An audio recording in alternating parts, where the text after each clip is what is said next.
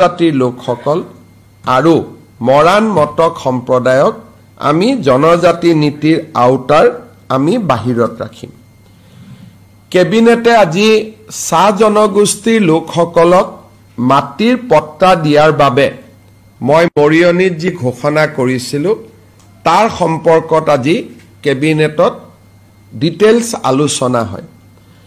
আমি দেখা পাওঁ যে যদি অসমৰ ল্যান্ড সিলিং একখন আমি এমেন্ড কৰোঁ তেতিয়াহ'লে আমি 2,90,000 বিঘা মাটি 2,90,000 বিঘা মাটি আমি চাহ জনজাতি লোকসকলৰ মাজত বিতৰণ কৰিব পাৰিম। আৰু কিমানে মাটি পাব? প্ৰায় 4 লাখৰ ওচৰ চাহ জনজাতি পৰিয়ালে এই মাটিখিনি পাবলৈ সক্ষম হ'ব। মাটি হল প্ৰায় 3 লাখ বিঘা, পৰিয়াল হল 4 লাখ।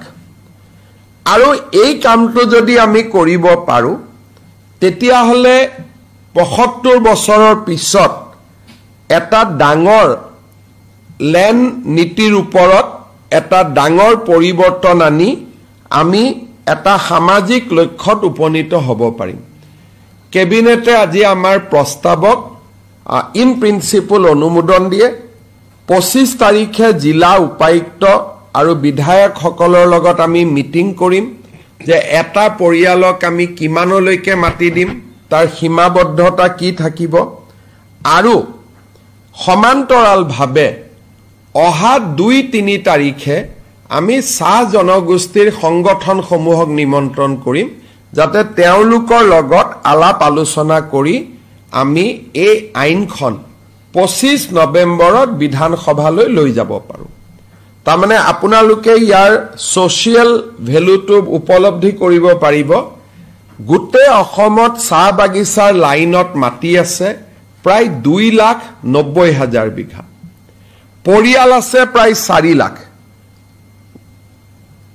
যদি এই কামটো কৰিব পৰা যায়, য'ত নেকি আজি কেবিনেটে অনুমোদন দিছে, যদি আমি কৰিব পাৰোঁ এটা ডাঙৰ সামাজিক লক্ষ্যত আমি উপনীত হ'ব পাৰিম। আজি আমাৰ কেবিনেটত আৰু এটা গুৰুত্বপূৰ্ণ সিদ্ধান্ত গ্ৰহণ কৰা হয়। 1983 চনত নেলিত এটা নৰসংহাৰ এটা সংগঠিত হৈছিল আৰু তেতিয়া তিৱাৰী কমিশ্যন বুলি ৰাজ্য চৰকাৰে এটা কমিশ্যন গঠন কৰি দিছিলে।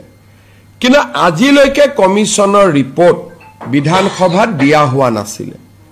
অহা 25 নৱেম্বৰৰ বিধানসভাত তিৱাৰী কমিশ্যনৰ ৰিপৰ্ট 1983 চনৰ নেলি নৰসংহাৰৰ প্ৰেক্ষাপটত গঠন কৰা তিৱাৰী কমিশ্যনৰ ৰিপৰ্ট আমি আনুষ্ঠানিকভাৱে অসম বিধানসভাৰ মজিয়াত ৰাখিবলৈ আমি আজি সিদ্ধান্ত গ্ৰহণ কৰিছোঁ।